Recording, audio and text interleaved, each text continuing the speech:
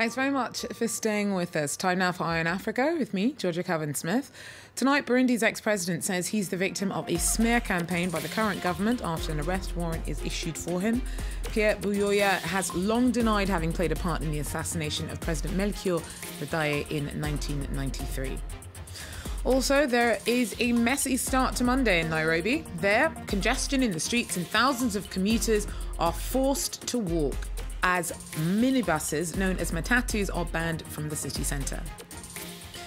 And civil war broke out in Central African Republic in 2012. Unrest continues and children are amongst those worst affected by indirect consequences of the ongoing instability.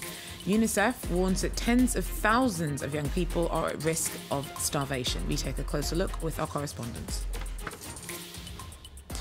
But first, Burundi's former president accused the country's current administration of sparking a politically motivated witch hunt after it issued an arrest warrant for him. Pierre Buyoya denies having played a part in the assassination of Melchior Ndadaye, the country's first democratically elected leader. Laurent Berstecker has more. After an international arrest warrant was issued against him on Friday, former Burundian President Pierre Buyoya has denounced an act of political manipulation by the government. It's revealing that the decision to reopen this case comes at a time when, faced with growing pressure by the international community, the government has deliberately chosen to refuse dialogue. Pierre Buyoya was first brought to power by a military coup in 1987. In 1993, he was replaced by Melchior Ndadaye, who became the country's first democratically elected Hutu president. But a few months later, Ndadaye was assassinated, plunging the country into a 15-year civil war in which over 300,000 people were killed. In 1998, several members of the military were sentenced for Ndadaye's murder, but no high-ranking officials were ever implicated in the case until now. Burundi's decision on Friday to issue an arrest warrant against Buyoya and 16 others for their supposed role in the killing was condemned by the African Union. The continental body called on Bujumbura to refrain from taking such judicial measures, prompting a striking rebuke by Burundi's ambassador to the United Nations. We strongly urge some actors of the international community to refrain from infantilizing Burundi by interfering in its political affairs without being invited. In 2015, President Pierre Nkurunziza changed the constitution in order to run for a third consecutive term, plunging Burundi into a political crisis from which it has yet to emerge. It was a chaotic and traffic jam-packed Monday morning in Nairobi as a city centre ban on public minibuses, known as Matatus, kicked in. Thousands of commuters were forced to walk into town after officials announced last week that the vehicles will have to pick up and drop off passengers outside of the central business district. About 20,000 Matatus operate in Nairobi. It's one of the most congested cities in the world, and City Hall said that the change will hopefully help the flow of traffic in the capital.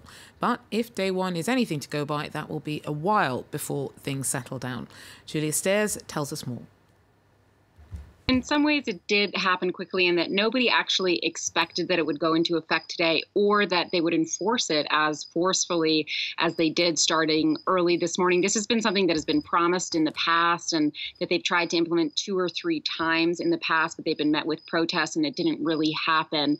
Now, the governor of Nairobi, Mike Sonko, has said that this is just a temporary hassle that will lead to long-term relief of what has historically been really terrible traffic throughout all of Nairobi and specifically in the business district. But that said, there have been long-term promises of road improvements and infrastructure improvements throughout Nairobi. So I think there's a healthy dose of skepticism that this will improve the situation, the traffic situation here in the long term, particularly, as you said, if today is anything to go by, it was quite chaotic. Now, Matatu operators have headed to court in the hopes of reversing the order. Is that likely, and is there much support for that? Right. Well, the court will revisit the issue on Thursday. And what the bus drivers are saying, the bus companies are saying when they're taking this case to court is that it's negatively affecting the bus drivers. It's obviously negatively affecting the commuters who we saw walking on the streets today, and that it's negatively affecting merchants who get their goods into the business district on these buses every day. So there is, of course, support in theory for anything that eases the traffic problems here in Nairobi. But it's important to point out that the governor who put this ban into effect is somebody who ran as a champion of the masses. And what we saw today was the masses who were, without any means of private vehicle, without means of public transportation, who were forced to walk on the highways without any sidewalks in order to get into town, in order to get into their jobs. So if that remains the reality for some weeks or months to come, it's hard to see how they would continue to support the governor and continue to support something like this ban. Julia Steers there for us. Now, the UN's warned that the world's plan to avoid climate catastrophe is way off course. Nearly 200 nations gathered in Poland on Monday for the start of the COP24 summit to discuss slowing disastrous environmental damage being caused by global warming. There are also growing calls for climate justice. That is, that richer nations responsible for the lion's share of historic fossil fuel use help less developed states adapt. Nigeria's President Muhammadu Buhari called for tougher guidelines on financing from developed countries. And the World Bank's pledged $200 billion in climate action investment between 2021 and 2025. Our Gulliver Cragg tells us more. Monday at the COP24 climate talks was marked by reports coming in of countries failing to meet their commitments under the Paris Agreement, and a stark warning from the Secretary General of the United Nations, Antonio Guterres, who said we are in big trouble. Nevertheless, the atmosphere here is quite relaxed and there's a feeling of optimism. We spoke to the spokesperson for the African group of countries here, Seni Nafo. It's a positive, definitely it's a positive contribution.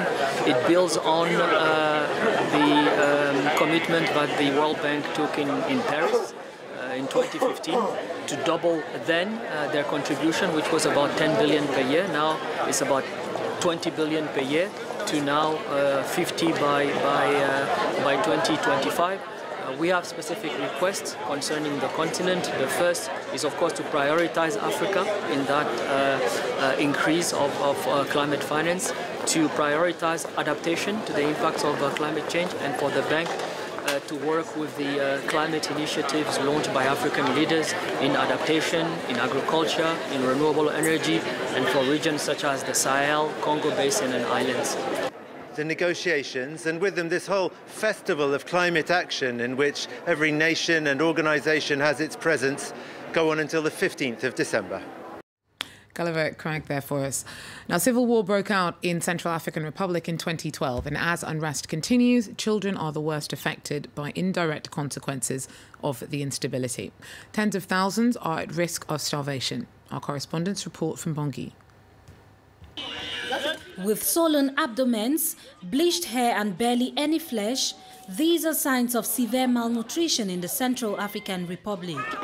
At this nutritional center in Begwa, a weighing session is organized every week to assess the urgency of their situation and try to save as many children as possible. There has been a visible increase in the number of new cases in this center. Esther is one of the nurses here who says the mothers of these children are even more desperate. As you can see, these cases are quite frequent. Usually we have twice the number of victims here because of all that's happened, the war and poverty. The number of victims is on the rise. 5 years into the crisis, poverty has hit more than 2/3 of the population, particularly young women like Monique. She is hopeful as she leaves the hospital with her son.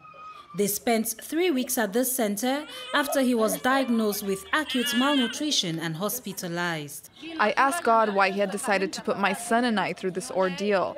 My son has been taking the milk and dough he was given here. He takes all of his medications. His health has improved.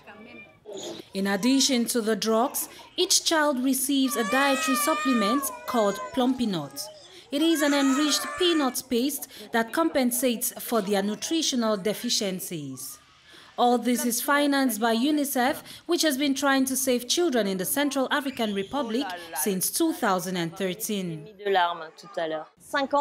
It has been 5 years since this deadly crisis started. Children always pay the highest price. The situation is critical for children in this country. According to UNICEF, about 1.5 million children, about a third of the country's population, are in need of urgent humanitarian assistance in the country. And Nigeria's women's football teams landed on their feet after the weekend's win in the Africa Cup of Nations tournament. Two of Africa's wealthiest businessmen, Aliko Dangote and Abdul Samad Rabiu, have pledged almost $210,000 to the squad because of their victory in the tournament. The Super Falcons emerged triumphant for a 9th time after beating South Africa 4-3 on penalties in Accra on Saturday. The euphoric team received a heroine's welcome when they returned home a day later. Well, that's it for Eye on Africa. Thanks for joining us. Do so again if you can. Take care.